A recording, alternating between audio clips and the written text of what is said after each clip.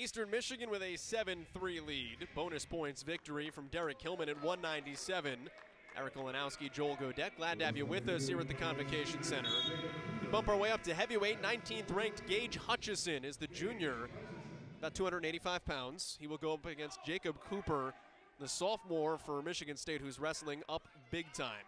He walks around Eric at about 208. When he wrestles, he can get up to about 220. But the challenge for him against Hutchison will be, can he use his wrestling IQ, leverage the weight, and try to find a way to beat the bigger Hutchison? Leverage is the key word you just used there. It's going to have to be, it can't be straight on double legs. It has to be swing singles where you get to the outside and you're able to come up to your feet, because with 285 pounds on you, you're not going to be able to lift that. Everything has to be shots to the outside, either knee pull single to the outside or a swing single. Cooper wrestled in 197 last year. Michigan State just does not have the depth at heavyweight. Two true freshmen. So Roger Chandler said, well, instead of putting those guys in raw, let's go to Cooper, ultimate team guy, competed well at 197, ask him to wrestle up. Cooper has done that, and he's fought, and at times has fought well. He does have 5 falls this year. So when in the right situation, he's been okay. And Cooper has a cradle locked up. He this does. is dangerous. Hutchison's got to find a way to break himself free. There's the 2 for the takedown. On the way, Hutchison almost wound up on his back, though. That would not have been good for an NCAA qualifier a year ago. And now, if you're Cooper, getting both legs behind that hooked leg is key here. You have 1 minute and 22 seconds left. Slow this match down. You have to bring your elbows tight, and Hutchison's in trouble here.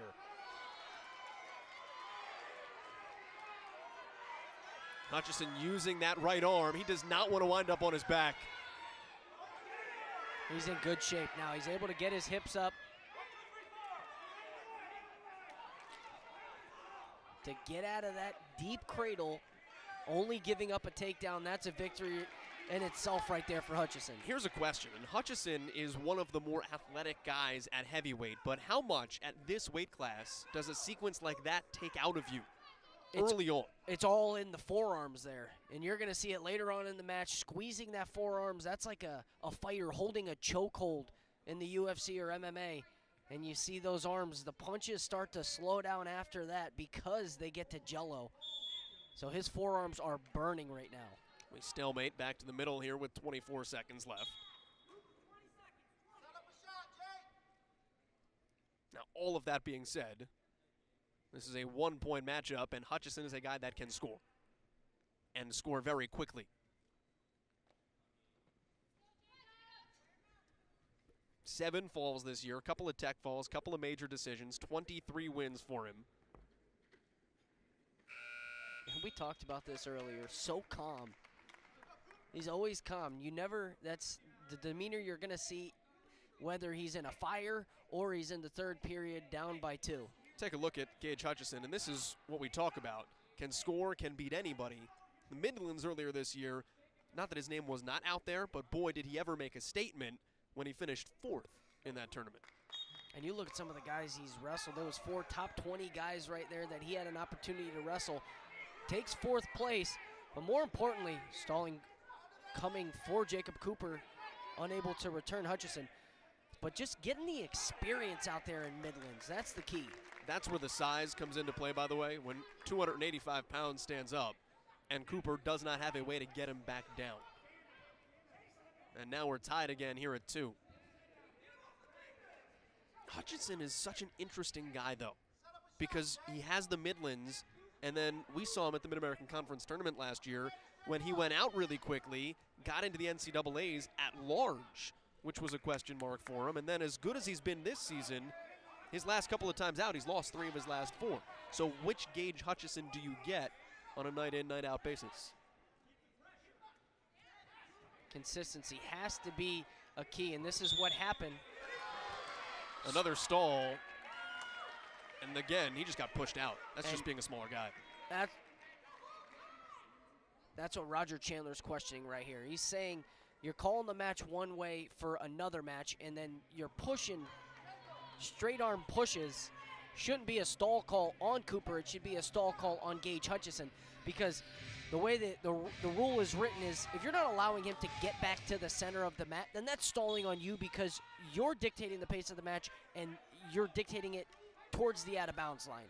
Shouldn't be that way. See if Roger Chandler plants that seed.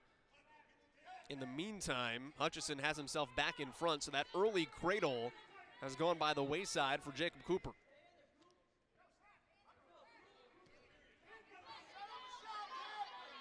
That's where those windows of opportunities are so small. The 2 times he had Hutchison on his shoulder, if he just could have turned him and get what you can get there, it's so much harder to do it all over again. 23 seconds left here in the second period.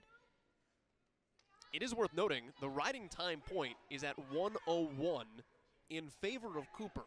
So while Hutchison leads 3-2 by the slimmest of margins, this is actually a tied-up bout.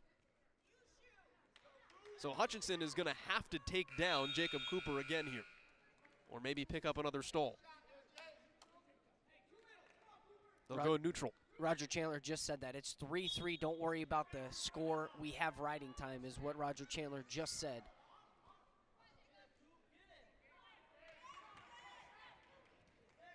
And that's another area. You can't throw him down because he's undersized. You throw him down and allow Gage Hutchison just to lay on top of him. So smart from the coaching staff of Michigan State to understand when your guy's undersized, let's put him on your feet.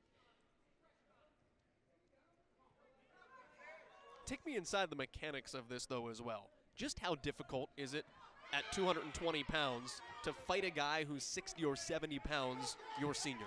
Well, you look at the lower weight classes. On average, there's 8 pounds between weight classes, and then you look from 197 pounds all the way to 285.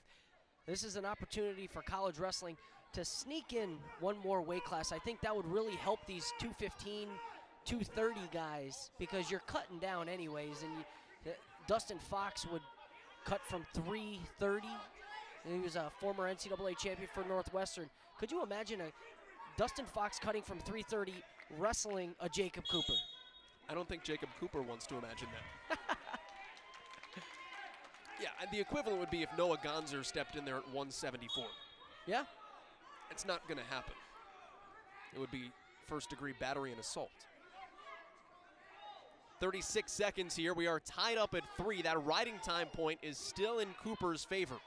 So that's kind of the ghost point you don't see on the scorebug at the moment. And if you're new to wrestling, what that riding time is if the top man controls his opponent for greater than 1 minute at the end of regulation, the point will be awarded and the riding time will be erased. So 1:01 on the clock for Jacob Cooper. 1 second. And that's all that's left here in the third. So we'll go to overtime here. We'll do 1 minute sudden victory. After that, 2 30-second periods. Each guy will get a chance to escape, and that does not go in Cooper's favor. So Cooper is wise here to try to find a way to score over the next 50 seconds. What's your strategy? Get to an underhook. Well, he gets in on a leg. He's free for a second, though. Gage Hutchison tried the takedown. Can Cooper get on top? And the heavyweights are scrambling here. Beautiful to see the big boys rolling. Hutchison hanging on to that leg. He does not want to let go that right ankle. And this is Gage Hutchison's position here. Now Jacob Cooper rolling through. This is going to be close. Jacob Cooper has to roll through with it. Bolyard wants the 2 for Hutchison. They flip again. 10 seconds left in sudden victory. No change in position. Hutchison holding on for dear life with 3 seconds. There's 2. Cooper pumping his fist. He has a ranked win. David Bolyard not happy about it. But a huge upset at heavyweight for the Michigan State Spartans.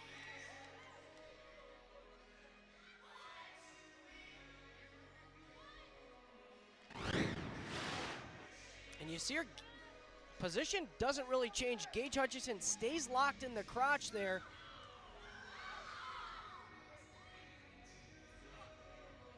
And I can't see the angle that we have.